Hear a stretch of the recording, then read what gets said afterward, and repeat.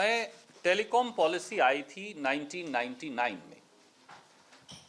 उसके मुताबिक telecom companies को adjusted gross revenue, if I was to loosely tell you, उनके रेवेन्यू, ग्रॉस रेवेन्यू का एक हिस्सा ये उन्हें देना था जब से उन्हें लाइसेंसेस मिले तब से। परंतु ये अदालत में स्टे था, कभी नहीं दिया क्योंकि अदालत ने उसे स्टे किया हुआ था।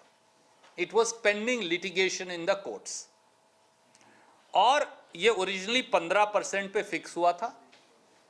टेलीकॉम कंपनीज की अपील पर सरकारों ने इसे कम कर 13% कर दिया। उन्होंने कहा हम नहीं दे पाएंगे। फिर 13% पर फिक्स हुआ।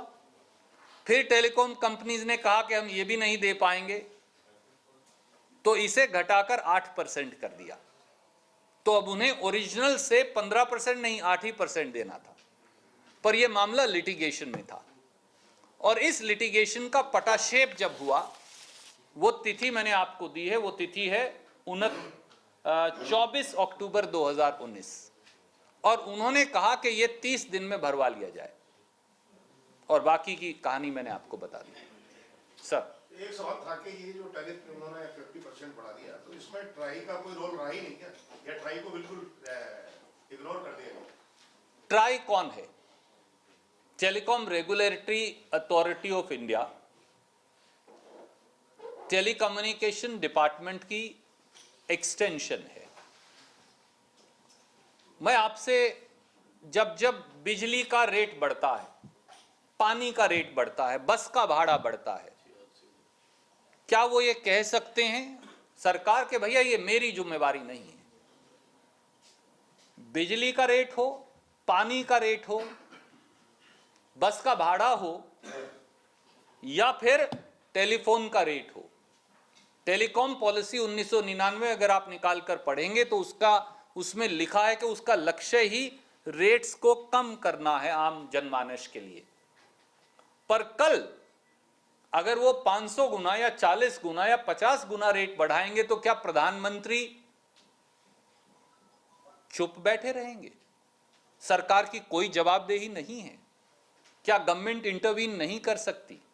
आप 1,02,000 करोड़ की छूट तो दे सकते हैं, आप 42,000 करोड़ की पैसे की रिकवरी तो मुलतवी कर सकते हैं, पर आप उन्हें यह नहीं कह सकते कि आपसे लिया जाने वाला, किसी गरीब मजदूर से लिया जाने वाला, किसान और छोटे दुकानदार से लिया जाने वाला जो पैसा है उसमें 40% की बढ़ोतरी आप कैसे कर रहे हैं? ये मेरा सवाल है। जब हम स्पेक्ट्रम की नीलामी करते हैं तो उसमें शर्त थी कि आप 15% AGR जमा करवाएंगे। आप समझदार हैं, तजर्बेकार हैं, अगर कोई चीज का आप टेंडर दें और उस टेंडर की लागत 120 रुपए आए, क्या आप दोबारा जाकर कह सकते नहीं मुझे अब 120 के 150 रुपए दे दो, और फिर कह नहीं 150 भी कम है, अब मुझे इसके 250 रुपए दे दीजिए? नीलामी के बाद उन्होंने कहा हम 15% हिस्सेदारी नहीं देंगे, हमारी तो कम कर दो। तो सरकार ने 13% कर दी। फिर भी मान लिया कि टेलीकॉम्स तो चलना ही है, वो एक एसेंशियल सर्विसेज है, चाहे उसमें प्राइवेट प्लेयर्स भी हैं BSNL वगैरह के साथ। फिर वो आए और उन्होंने कहा नहीं हम ये भी नहीं पैसा देंगे आपको, क्योंकि नीलामी का तो कोई पैसा आया नहीं, तो ग्रॉस रेवेन्यू आना था, यही तो पैसा है जो आना है। तो जो उसकी ऑक्शन की इंस्टॉलमेंट है उसके अलावा मेन पैसा तो यही है जो भारत सरकार को आएगा। वो फिर आए और कहा कि नहीं ये पैसा भी हम नहीं दे पाएंगे, थोड़ा और हमारा कम कर दीजिए। तो 15 से 8 लगभग 100% कम हो गया आदरणीय मित्र।